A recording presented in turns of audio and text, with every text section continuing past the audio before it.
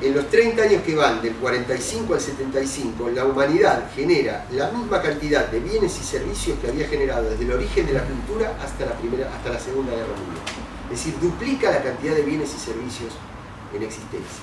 Y por lo tanto se produce una disputa a nivel planetario, a mi modo de ver, y dicho muy resumidamente, una disputa de ese excedente económico, en términos marxistas, digamos, ¿no? Una disputa del excedente, ¿entre quiénes?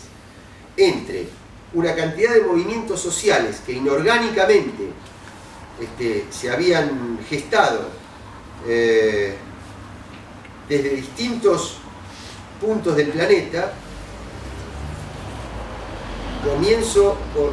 Comienza con la independencia de la India y todo lo que eso proyecta al proceso de descolonización afroasiático. El Concilio Vaticano II, llamado por Juan XXIII. Ese Concilio Vaticano II repercute fuertemente en la cristiandad latinoamericana y se junta en un momento histórico como fue el año 1959 con la Revolución Cubana y genera la teología de la liberación y el movimiento de curas del tercer mundo en países como el nuestro y los movimientos insurreccionales fundamentalmente poblados por militancia joven con un alto nivel de romanticismo revolucionario en nuestra región.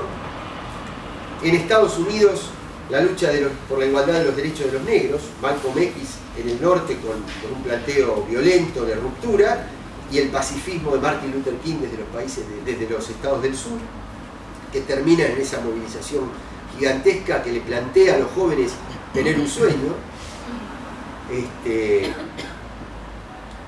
En ese punto hasta hay un hecho deportivo, que es cuando renuncia Cassius Clay a ir a Vietnam, que ni siquiera lo querían hacer ir al frente de batalla, lo querían hacer ir a hacer peleas de exhibición para entretener a las tropas como Edward Marilyn o Louis Armstrong, digamos, en las guerras anteriores, en Corea y en la Segunda Guerra Mundial.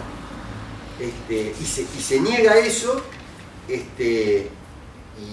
y renuncia ¿a qué? Renuncia al prestigio y al dinero. Y es un ejemplo fuerte para las juventudes, que lo único que recibían de Vietnam en ese momento eran cajones, eran ataúdes, ¿no? Es decir, cae la moral de lucha de los jóvenes norteamericanos y se gesta el movimiento del pacifismo, el hipismo, los movimientos de protesta, el rock.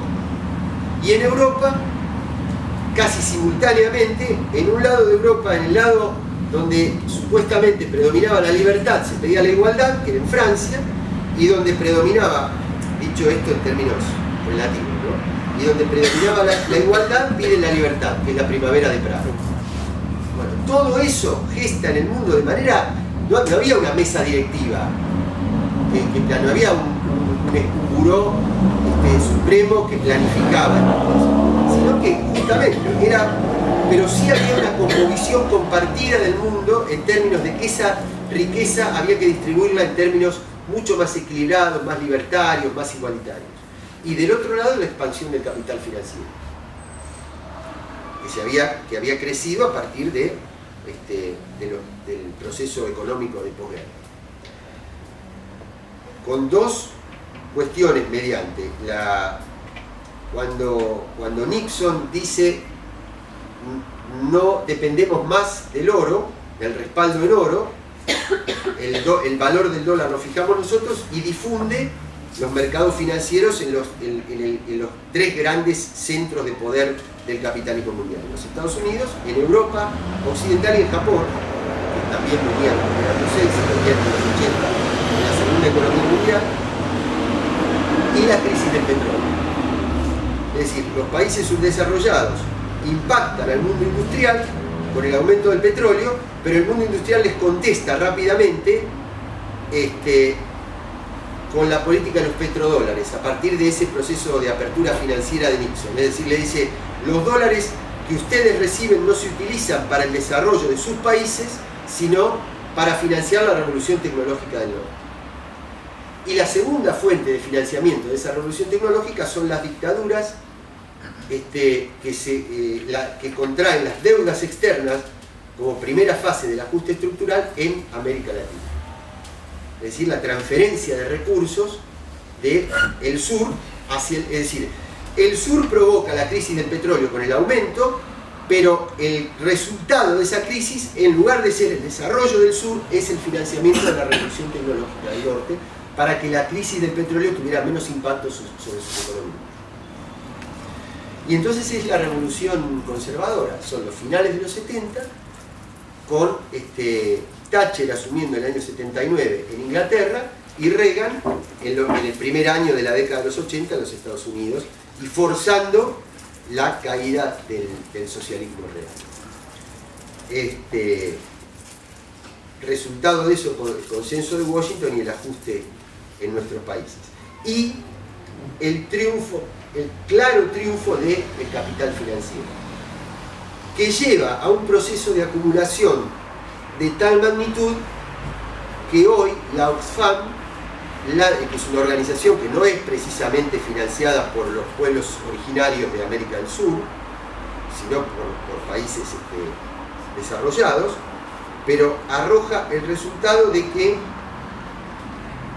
las 85 fortunas personales más grandes de la Tierra concentran más recursos que los 3.500 millones de personas de rango socioeconómico inferior de la Tierra, teniendo en cuenta que la Tierra en este momento tiene, números más, números menos, 7.000 millones de habitantes, ¿no?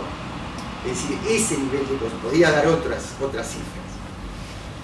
Entonces, hoy nos encontramos ante otro punto de inflexión, ante otra disputa a nivel planetario de el excedente financiero en el mundo y de la escasez de los recursos energéticos convencionales.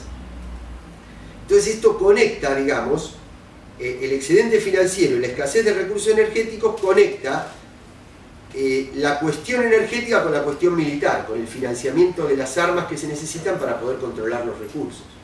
Si yo tuviera hoy hubiera traído una transparencia con oscurecidos los principales yacimientos estratégicos de hidrocarburos, y tengo al lado otra transparencia con las bases militares y las superpongo, van a ver la coincidencia casi absoluta del despliegue militar con relación a los yacimientos de petróleo. Y eso es nada menos que Ucrania, la denominada primavera árabe y la desestabilización en Venezuela, entre otras, ¿no? Es absoluto, mi manera de ver, es absolutamente eso. Ahora,